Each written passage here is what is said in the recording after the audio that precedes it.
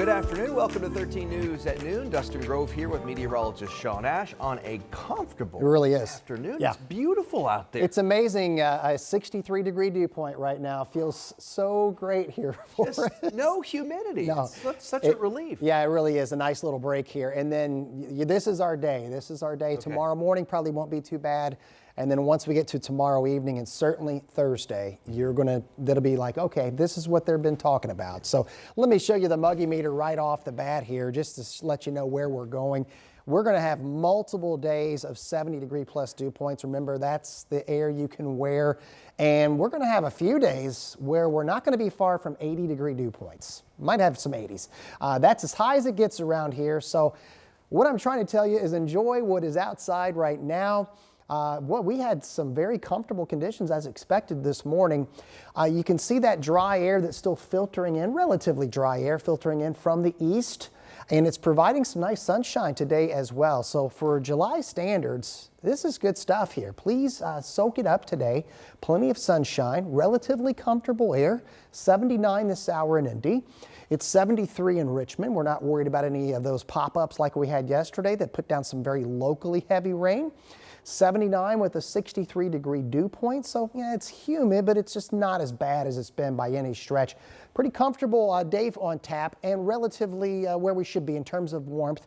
We will be in the 80s. Got a brand new Indians homestand and the weather could not be any better at Victory Field. 7:05 first pitch. And temperatures will be in the middle 80s. Heat advisory for far western Indiana for tomorrow. That will be expanded eastward in the coming days. We'll have more on that ahead. 7-day forecast here, just a little bit. See you then, Sean. Now the headlines. Trial underway for the Lafayette man accused of murdering a 4-year-old relative.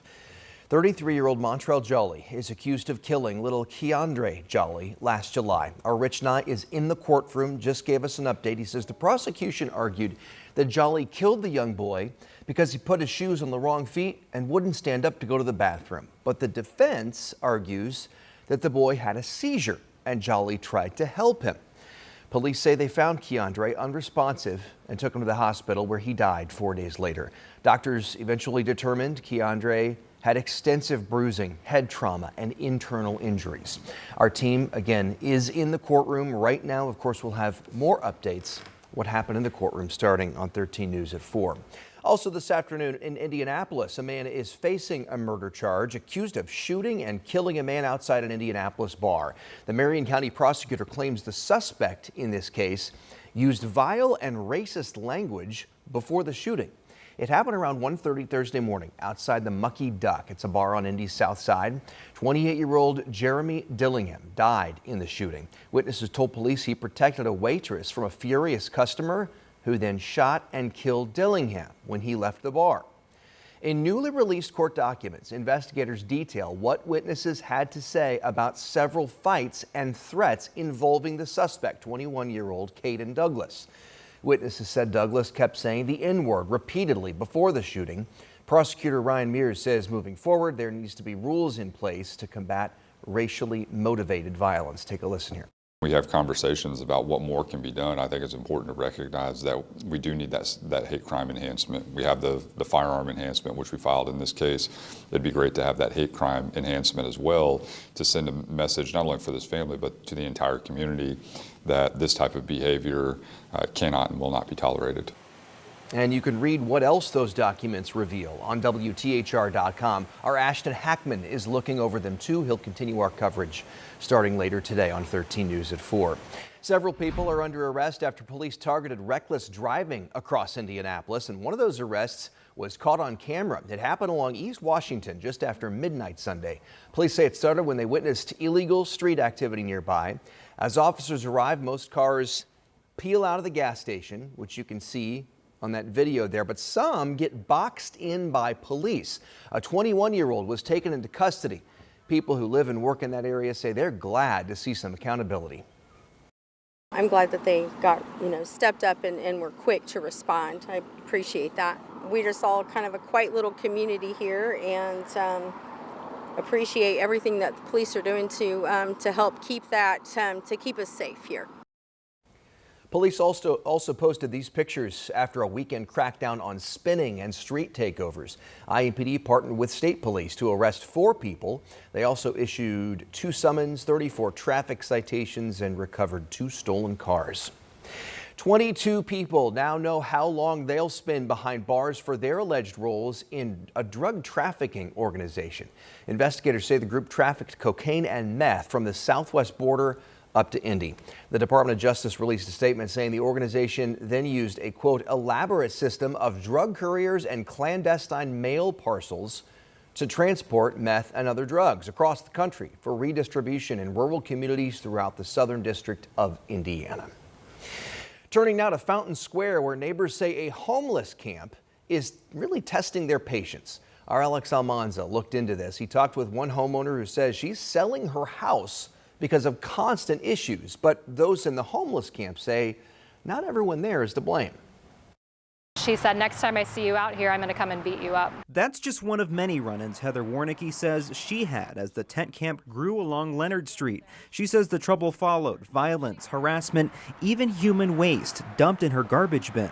They seem to be getting more entitled with the stuff that they're doing to my property. And look at this video that she captured. A man appears to throw rocks at her house. Another doorbell video shows a woman making herself at home on the porch. After police reports got her nowhere, Heather says she gave up. She sold her house and left the county entirely. But even that hasn't been easy. So every showing that has been scheduled, they have not even entered the home because they pull up and they see the tents across the street.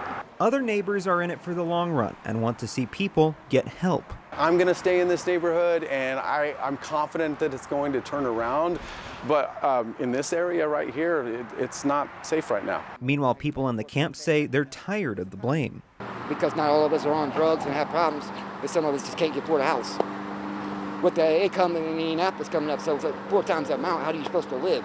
And his neighbor, who asked us not to show her face, says there's a difference between being unhoused and what she calls, quote, street people. Those street people want to be here and they create havoc and they do what they do. People don't become homeless because they want to. I'm just tired of it. For now, the tents and the tension are at a standstill. In Indianapolis, Alex Almanza, 13 News.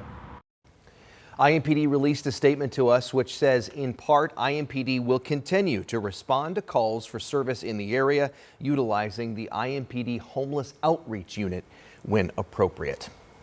To Muncie now, and some frustration, a property group facing new claims of predatory behavior.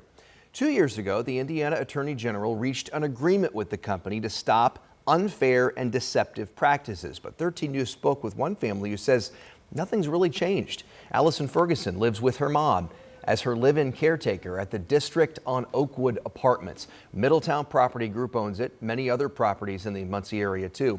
After their building flooded 2 years ago, they submitted a complaint to the Attorney General's office about Middletown's business practices. After that, Ferguson says they started getting fines, were told their lease would be terminated, and that they had to be out by this Friday. And Ferguson says it got worse when Middletown Properties found out about her website. She made it for other tenants to voice their concerns. She says that's when she got a letter from Middletown's attorney offering her early termination of her lease without penalty and threatening legal action for what they called defamatory language. The moves made both women feel threatened. If they're willing to do this to the elderly disabled widow of a Vietnam veteran, imagine what they're willing to do to college kids who have no idea what their rights are. 13 News reached out to both Middletown Property Group and the Attorney General's office. So far, we have not heard back. A closer look now at plans to hold ICE detainees at Camp Adterbury here in Indiana. Congressman Andre Carson confirms 1,000 people are expected to be housed there. A letter from the Secretary of Defense was just sent to a New Jersey congressman last week confirming the move. Congressman Carson has questioned how such plans could impact military operations. The letter from Secretary Pete Hegseth says the move would not negatively affect military ops or training.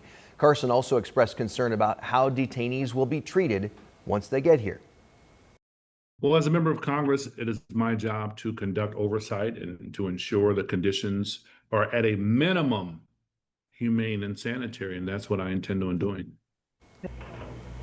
The plans have gotten support from Congressman Jefferson Shreve. He represents the district where Camp Adterbury is located. Shreve issued a statement saying, in part, I support the use of Camp Adterbury as part of our national effort to detain and remove criminal aliens who entered our country illegally.